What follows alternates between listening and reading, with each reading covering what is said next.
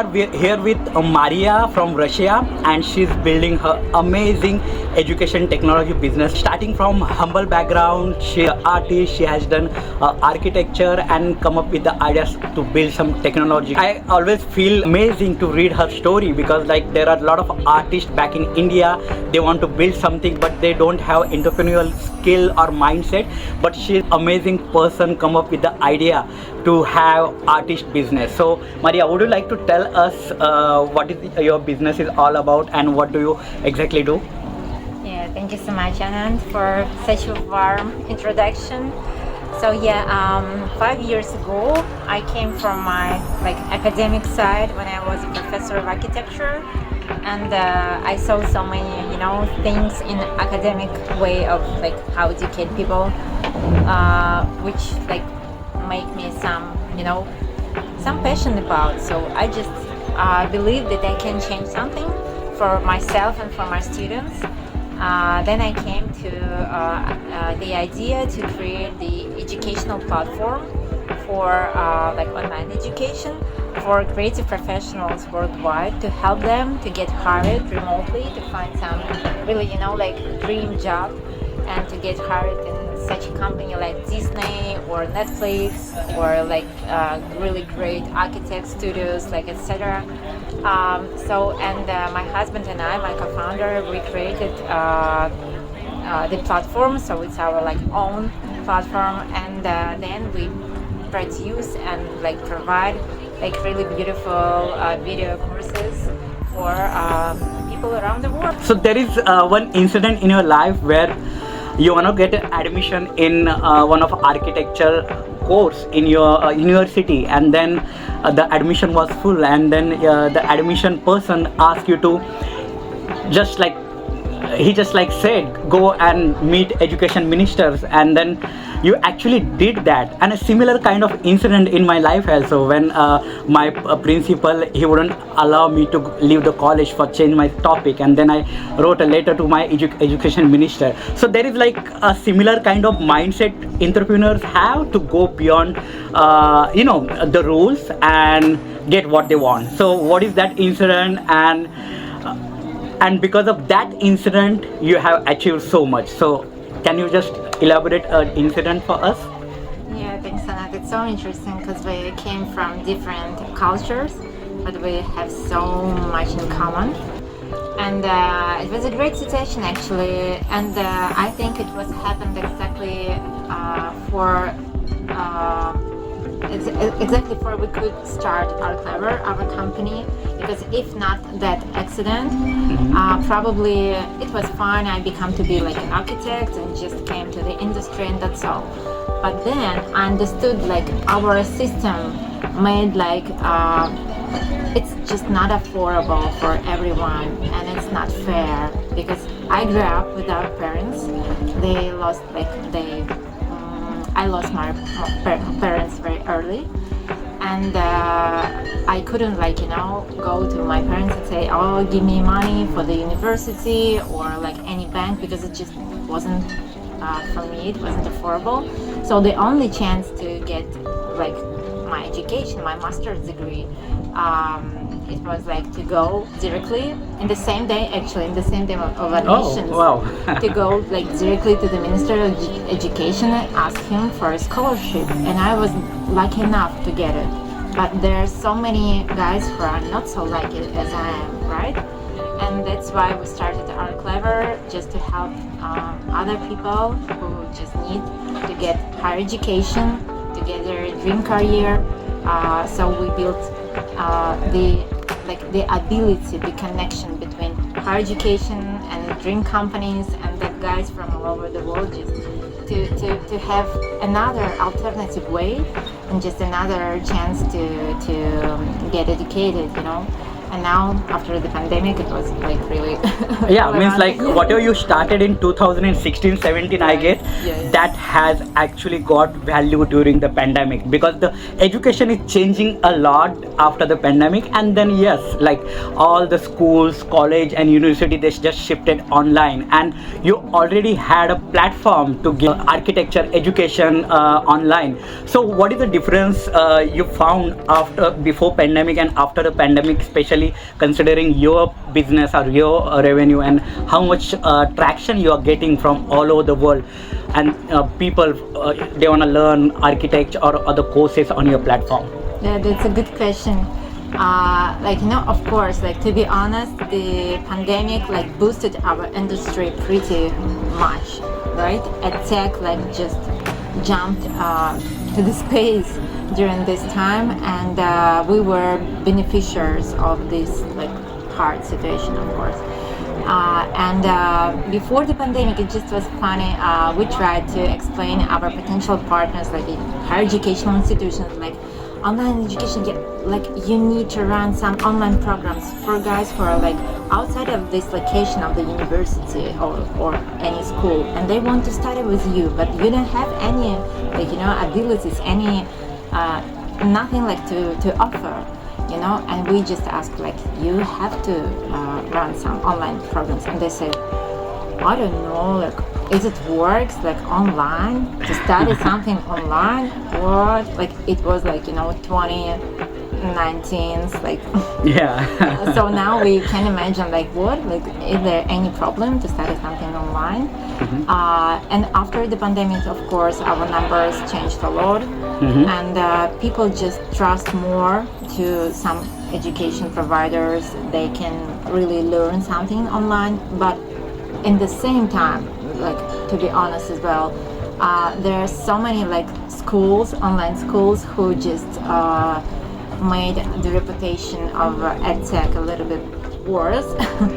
So we all need to be really responsible and really like careful about what we do for other people. Just don't like challenging them, just really help them, because if they are fine, like our company is fine, and they make referrals, they come to study with us again, etc., etc. So I think the same, Anand, for you. Exactly. If your customers are happy with your service, Yes, right? yes, They yes. bring more people. They just sharing with all their heart. It's all about like how much value you are providing to your customer and how much retention you are getting out of that. So that is what like everyone need to focus on. Because I was watching one of video of Gary Vee this morning, and he said like every time if we start business, we always focus on getting a new customer, and we are not focusing on our old customer. Exactly. Actually, your next customer is not you're getting from another lead. They are lies in your old customer. So that is where we have to focus on. The next question is about the artist. You are an artist yourself, and from because there are a lot of my friends who are amazing artists. They build beautiful art in every painters and then musician and then this kind of art. So you are artist yourself, but one thing artists lack, that is entrepreneurial mindset. And you have both things, like you are an artist yourself and you have like an entrepreneurial mindset. So how does that work, and what you want to share to the other artists so that they can also build a business based on their art? Because you have done a successful business. I know, coming from Russia, because I'm very familiar with the Russian people and Russian culture also, and coming from the Russia and like living here in US and building your business in US, it is really hard as an artist, and you are managing everything. So what do you wanna tell to the artist people, and how you are managing everything, and how you come up with the entrepreneurial mindset? That's a big question. I try to answer shortly, and I hope it will be helpful for some guys who are like going to start something and maybe thinking about to move with their business or scale your business in other country, other market. It's pretty hard, really. Like, we know it very well. And, we have been doing this since last, I don't know, like 2 to 3 months, and we are understanding this market, but it's hard. Yeah, go ahead. Right. And for example, for me, I would say I'm still studying, of course.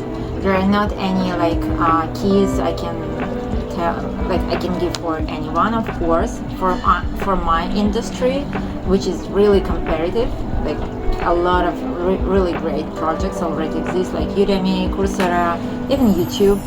And so like what we can offer, what value we can offer, probably it's the main question we asked ourselves when we started our team. Like, what is the difference? What is our secret sauce? Because during our program, 500 Startups, 500 Global, they're always asking us, like, what is your secret sauce? It's such a hard question.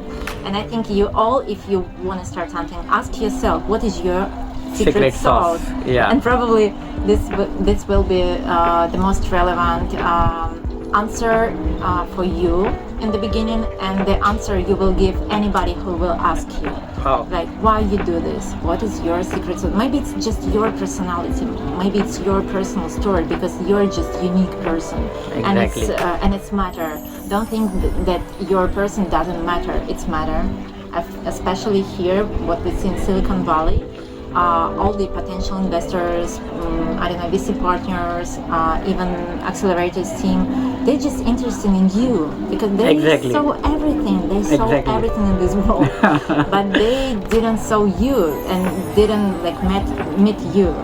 Nobody cares about your English. Nobody cares about your business a lot, about your product a lot, but everybody interested in you. And if you can answer secret sauce, if you can introduce yourself well and storytell it, I'm sure you will be successful in what you do and what you love. There is another question I want to ask you, like being from orphan and then hustling since childhood, and there is one Elon Musk documentary. So one psychologist said it is not about entrepreneurial skill and then what business you are in and what you do. It is about entrepreneurial mindset come from their childhood hustle, and that is why they want to prove to the world that they are something. So what do you say about that? Such a good question as well. I can share many stories about like what happened in my life and like what made me maybe stronger. I hope so. But I believe maybe the first one thing when I lost my parents and I became to be like teenager, I wanted to visit all these cafe and restaurants and cinema, etc., to hang out with my friends, and I didn't have any financial for this, any money. Then I just realized that if you want something, you have to do something with this. You have to figure it out. Like you have to find a new job. You have to to bring some idea in your life. How could you decide? How could you solve this problem you have? And it's only your responsibility. So the main thing I have in my life, everything I want, it's only my responsibility. And I think it's really good also for girls, because in our culture, I don't know about India, but probably maybe the same. Like you have to get married early, and husband will care about you. Yeah, exactly the same culture in India. That's great. I'm agree with this. I love that men are responsible and they care about women. It's so nice. But also, for example, if you can't meet nobody, or if you lost your husband, or if you want to be successful in your startup business and anything, if you just want, it's your decision. It's just your responsibility. Don't wait somebody will tell you you have to do this, or no, it's just your passion, your mind, your creativity, your imagination, your skills, your talents, and you know about it. Only you know about it. So be brave, be responsible, and don't wait any ideal moment, because there is no ideal moment. The ideal moment is now and only now. I started to earn my own money when I was 14 years old, and I'm still. And my husband became to be a part of my business, become to be a part of my dream, my big dream. He helped me a lot, but I would say we're a team, we're equal, and maybe that's why it makes our team stronger, because everyone feels he's important, he's matter. So girls, I'm with you. Thank you, Maria. It was really a nice interview, and I hope my audience will like it and they will learn a lot from it. Thank you. Thank you. Thank you, guys.